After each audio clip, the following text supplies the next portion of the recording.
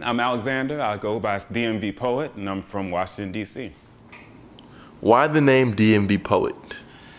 Because when I started out performing, it was in Baltimore, and I started making transitions back to D.C. and Virginia, and I felt like I was representing all the corridors of the DMV. Do you have a favorite corridor?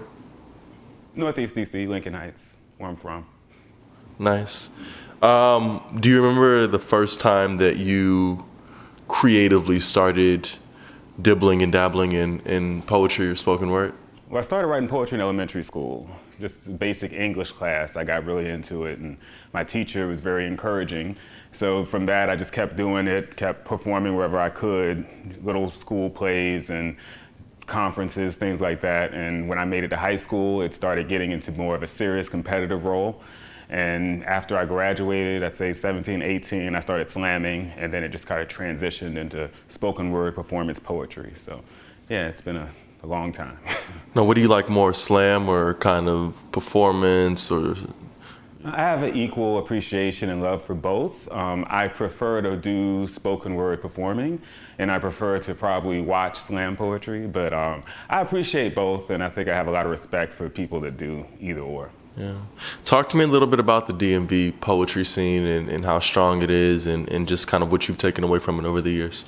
It's so many different circles, and it's regional, it's styles-based, it's some spoken word artists utilize music, some spoken word artists prefer to just do everything a cappella, and it also changes by the city you're in. Virginia has a very specific energy, and then you transition over to Baltimore, where it's a little bit more aggressive, abrasive. There are amazing slam poets in Baltimore, typically taken to nationals because their style is so reminiscent of slamming. And then you have more so DC, where we have slammers here, but it's more so a lot more popular poets are performance poets that host the open mics, host busboys, feature poets, and things of that nature. But it's beautiful that within 15, 20 minutes, you could be in a completely different universe of poets and performers and enjoy totally different narratives from one side of the DMV to the other. So, what's the most difficult part about spoken word for you?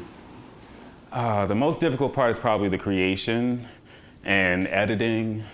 Trying to figure out where spaces go and how the narrative is going to be received by the listener. Trying to make sure that the stories that I'm telling are going to have this effect that I mean to have on the listeners when they see me perform.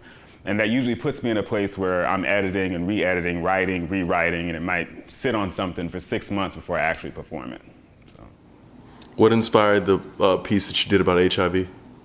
A friend of mine years ago called me frantically really, really late at night, and he had had sex with somebody that he knew wasn't very monogamous, didn't use protection, and was just pretty much like wanting to vent to me about how he needed to get tested, he needed to do a full run through, figure out what was going on, and then it started delving into what was going to happen if he was positive and what that meant to his future. We were about 18, graduating high school.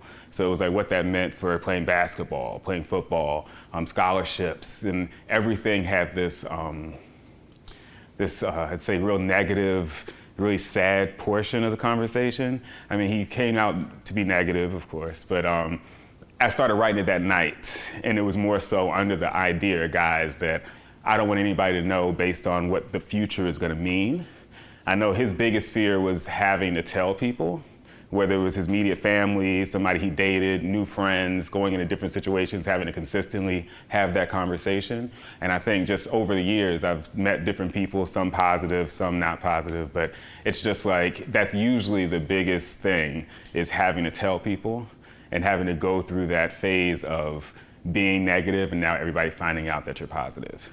So that's what kind of made me want to write about it, but also be very extreme in the sense of have the outcome be suicide out of the ignorance of what the disease meant, to try to engage a conversation to make people want to talk about it.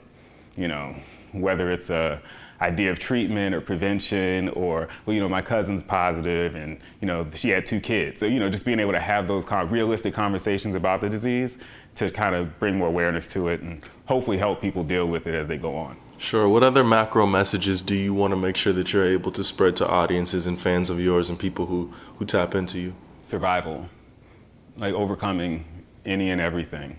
And I think most of the stories, most of the narratives that I use, it's usually, not Fallen Star, but I mean, usually everything usually has a survival point to it.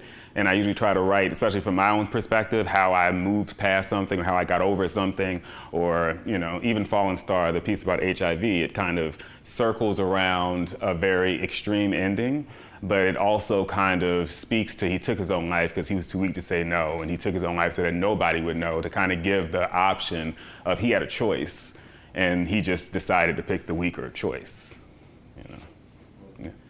I'm the DMV Poet, and this is Elevate.